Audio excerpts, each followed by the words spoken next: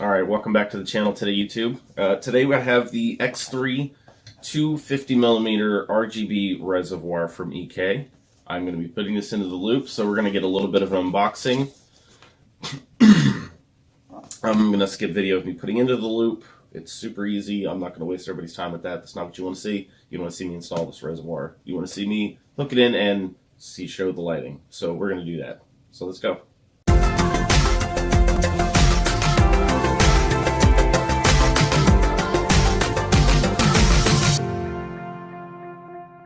Alright guys, alright, so now we're going to do this unboxing.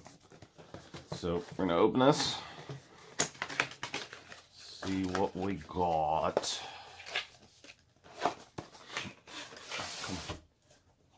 Sure there's nothing in there. Always check inside your EK boxes, sometimes they hide stuff in there. This to do with the back plates. This is where you find your screws are all tucked away. For real. Should be pretty straightforward.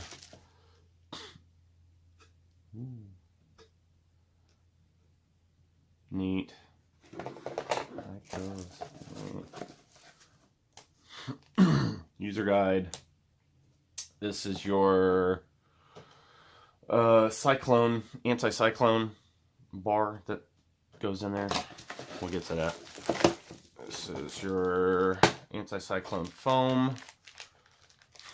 Two extender pieces, 4 plugs, these little plastic cheapo plugs. I have some of my own nickel plated ones I'm going to be using, and this is your bracket. Alright, so let's get into this part first, because this will be like super quick and easy. So mounting hardware for these things, you use these screw pieces, you mount them to whatever, and then there's an Allen wrench in here, and you use that for here to loosen and tighten the bracket.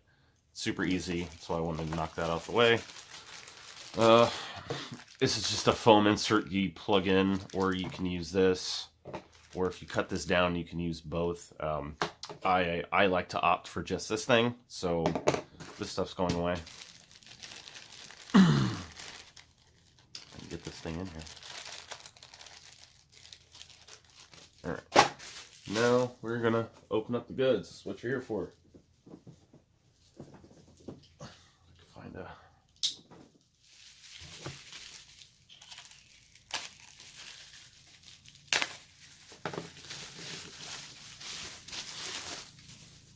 Alright, look at that. Alright, so you got your RGB cable, 4-pin. You got the lights all on the inside there. You got 1 hole up top, 2 here, 2 on the bottom, and 1 back here. Now, I know at least for these 2, you need those 2 extenders. Don't think you need it for this, but I could be very wrong. Either way, I'm going to plug a bunch of these up anyways. You got your sticker there, your logo piece there for the series. And that is pretty much it. We're going to take a look inside this. Yeah, so that foam insert would go right here. If you cut it down and stick it into one of these, you can still use the EK insert here. Oh, that thing goes in pretty tight. It's not as tight as the other one. But yeah, I got to get the film covers off these things first, though. But yeah, so this goes in here. I'm to understand you can still plug, like if you cut the foam down, you can stick one into either side. Typically though, if you use this one, you don't need the other one. It just kind of just depends. Some people like this for aesthetics, some people don't want it in there. They use the foam instead. I didn't like the foam, so I didn't use it, but we are going to go ahead and install this, and then don't forget to pull your little stickers off the logos. And that is going to be it for this unboxing portion. And then we are going to cut back to the rest of our story. Oh, sorry. I'm looking at how they wired this in here.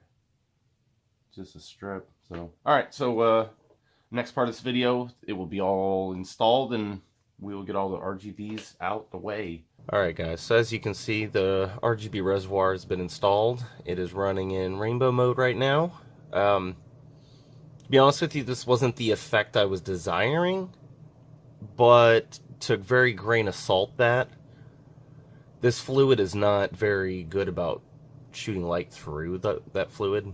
I mean, it's an effect coolant. It's not a clear coolant or like a straight white coolant or anything like that. So when I do my next coolant change in about a month, I'm probably going to end up with clear fluid, and I think that'll bring the effect through the whole reservoir the way I want. To be fair, it does shoot it all the way up to the top there. When you take this off, you can actually see it in the plexiglass threads. So it's not too bad. It came out, I mean, I'm okay with it the way it is.